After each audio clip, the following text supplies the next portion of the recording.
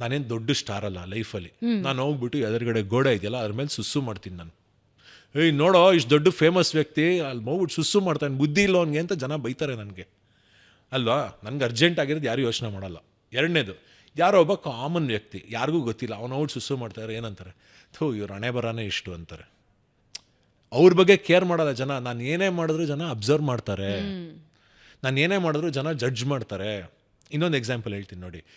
ಇವಾಗ ನಿಮ್ಮ ಹತ್ರ ಜೇಬಲ್ಲಿ 1,00,000 ರೂಪಾಯಿ ಇದೆ, ನೀವು ಸೈಕಲ್ ಹೊಡ್ಕೊಂಡು ಬರ್ತೀರಾ ಅಂತ ಇಟ್ಕೊಳ್ಳಿ, ಏನು ಸಿಂಪ್ಲಿಸಿಟಿ ಗುರು ಅಂತಾರೆ.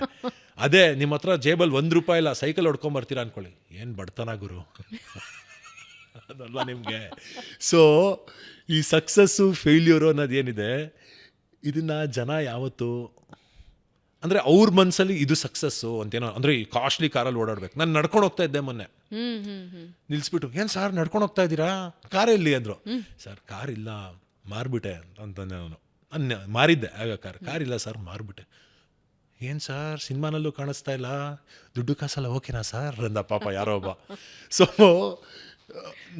ನನಗೆ ನೋಡಿ, ಅವ್ರ ಪ್ರಕಾರ ಸಕ್ಸಸ್ ಅಂದರೆ ಅದು, ನನ್ನ ಪ್ರಕಾರ ಸಕ್ಸಸ್ ಅಂದರೆ ಏನು ಗೊತ್ತಾ, ನನಗೆ ಕಾರ್ ತೊಗೊಳ್ಳೋ ಯೋಗ್ಯತೆ ಇದೆ, ಬಟ್ ನನಗೆ ಅದರ ಅಗತ್ಯ ಇಲ್ಲ. ಹಾಗಾಗಿ ನಾನು ಆಟೋಲ್ಲಿ ಓಡಾಡ್ತೀನಿ ಖುಷಿಯಾಗಿ.